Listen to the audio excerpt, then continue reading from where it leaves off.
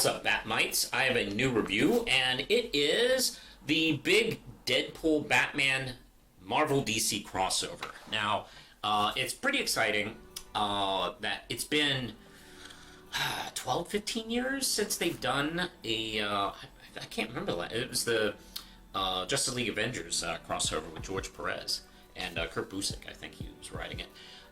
It's been way too long, and I love Marvel DC crossovers. This was interesting, though. This is done differently than previous versions of it, where it has a main feature, and then it goes into an anthology. This time around, it's produced by Marvel, and the second one will be published by DC. And of course, this first one is called Deadpool Batman. And I'm going to be honest with you. Deadpool is not my favorite character, and Batman and somebody was going to be the obvious crossover. And I don't know. It just feels like the most obvious thing they could have done. So it is a little disappointing. But we also have the backup stories, which feature, let's see, we got, where? Oh, I didn't write that. I didn't write it down, but it's Captain America, Wonder Woman, Daredevil, and Green Arrow, Crypto, and Jeff, the little land shark. We also have Guardians of the Galaxy, Green Lanterns, and Frank Miller doing a Old Man Logan, Batman Returns, as well as some sort of like amalgam. I do think it's a visit back to the amalgam universe, where we have a Wolverine Lobo amalgam, and he's named Logo. So yeah, that's what we got. And of course, what we have, let's see, the original, the main story is written by Zeb Wells, and Greg Capullo doing a really wonderful job. Actually, Greg Capullo's work, I think, on this is my favorite. Zeb Wells has a good voice for both Batman and Deadpool, I have to say.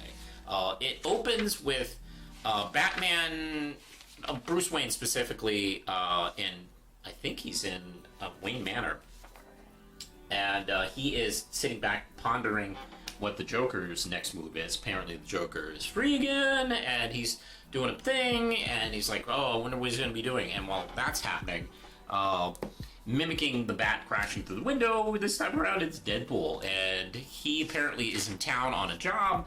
He sees Wayne Manor and decides to crash it and ask him if there's any spare murders he needs doing, because he is a billionaire after all. That's what billionaires do.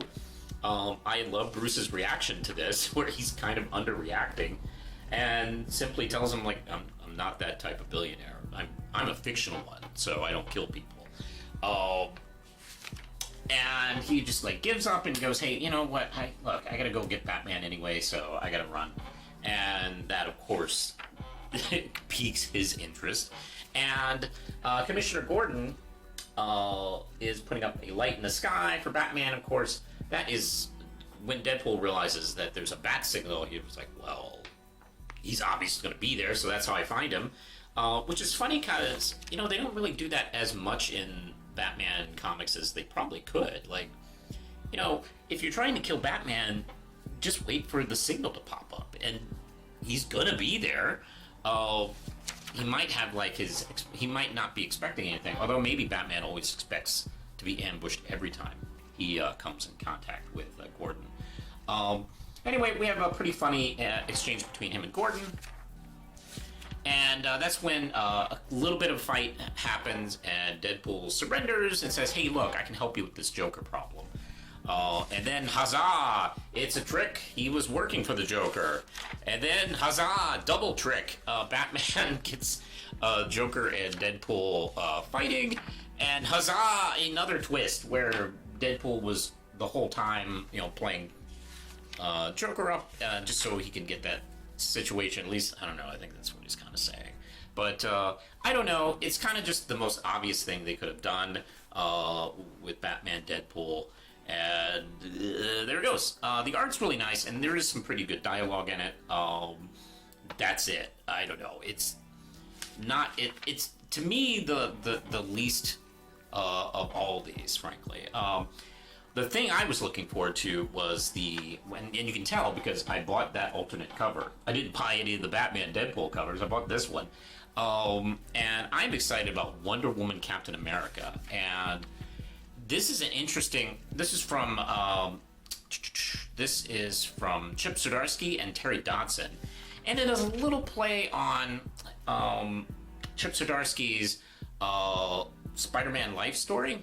As well as, I do think the big influence on that Spider-Man story was John Byrne's Generations, and this kind of feels like a little bit of a short version of the Batman Superman Generations book that John Byrne did, which I think is a very underrated book. I think it's a really good miniseries. If you can find it, go check it out. Maybe I'll do a video about it because I think it's really good. Anyway. This is really interesting because it is fairly narrated, mostly by Steve, of Wonder Woman and him just fighting alongside each other in World War II, and it's the end, and he has Hitler at gunpoint, about to blow his head off, and Wonder Woman tries to talk him out of it. Essentially, her case is like, look, you're a soldier, and he has committed crimes against the world. Therefore, the world should decide what to do with him. Kill him. While they have this conversation, we get to see kind of going forward in their history together as they talk, and it's really interesting. We get to see scenes from various Marvel and DC events, but in this case, they are united in DC and Marvel characters. So you have DC characters running around when Galactus shows up, and Marvel characters involved with the Crisis of Infinite Earths. That's interesting. And you get to see the scene with Hitler play out, which I won't exactly spoil for that. And we get to see, further into the future of Wonder Woman and Captain America. Love it. This should have been like the main story. I know it's not going to sell as much as Deadpool Batman. I know. I'm realistic on that front, but I think this is a far better idea for a story, and I really loved it. To be honest, all the other things in this book could have sucked, and that would have made me felt worth picking up. But fortunately, there's other stuff. The Crypto Jeff story by Kelly Thompson's adorable. Of course, she knew, anything her and Jeff is great, and that's a nice combination.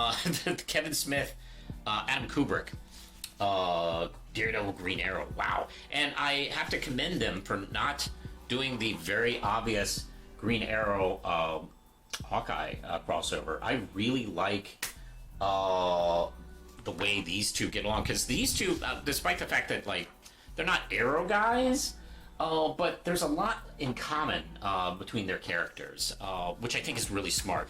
That's something I like about this crossover. Outside of Batman Daredevil, the other choices are paying attention to kind of character versus exactly what they look like. So they didn't put Arrow guys, and they didn't put Wonder Woman with another female character. They kind of went with the subject. Also, we have Frank Miller doing another obvious thing of Dark Knight Returns and Old Man Logan. And I would have been really excited about this in 1990. Matter of fact, in 1990, that probably would have been the lead story. But it's Frank Miller doing something. So anyway, we end with a couple pages of a joke character logo, and it's cute and funny. It's the amalgam thing. I like the fact that this kind of goes, and the Batman Deadpool one suggests that Deadpool crossed over into another universe in order to do this. I don't know. And the others kind of suggest they're in the same universe. I like that for a lot of crossovers, and there is specifically an official universe where the Marvel and DC characters all exist in the same universe, and I think that's a good thing to do. Why don't we just have that as a separate universe, so when we do crossovers, we don't have to explain how they're here. I find that very tedious and boring. Let's just go right from the gate. and we'll deal with the fact that maybe some things don't align, and maybe we'll make them align. Um, and of course, then we have a couple other things like the amalgam universe. That's still a thing. These are different playing fields we can go with, and there's actually kind of no rules with crossover. So let's have fun. Um, I mostly like this, and look, and as far as Marvel and DC working together, I love it. And I'm always in whenever you do a crossover with these two corporations. Um, yeah, the Batman Deadpool one's okay. But everything else, particularly Wonder Woman and Captain America and Green Arrow and Daredevil, those are worth the price of the book, and it's not even that expensive. This was what, $8? Yeah, this was $7. Not bad. The next Amazing Spider-Man #1 will probably be more expensive, so this was pretty good. Now DC is going to be publishing, I think, another one very soon, and it's going to be Batman, Deadpool, and then have another series of characters crossing over. I really dig this, and I kind of hope that maybe we can make this more of a regular thing, because I don't like it when Marvel and DC are feuding, and I much more appreciate it when they are working together. So hey, I'm gonna give this just barely 4 RAM chips. I think objectively, it's mostly good. 2 really strong ones and a couple of decent ones. And I interested in seeing what they do. I noticed that Superman and Spider-Man aren't involved in this, so that makes me wonder if they're doing something special with those two. Hopefully. Let me know in the comments below, what did you think of this? Have you read it yet? And let me know what kind of crossover pairings you want to see for future books and crossovers and stuff like that. I have some ideas, and I actually want to do a separate video because I have an interesting pitch for crossovers. Maybe I'll do that sometime next week because I have a couple ideas. All right, I think that's it. You can find me at a whole bunch of different stuff. You can find me on Facebook, Tumblr, Substack, the League of Comic Geeks, which is a site where you can give reviews about comics. It's a little like Letterboxd, but for comics. And you can support this channel and Manos Publishing for just $1 a month over Patreon. And I think that's it for now. So I'm gonna get going, and I'm gonna cross over there and sit down and watch some TV. So push the button, Lindsay.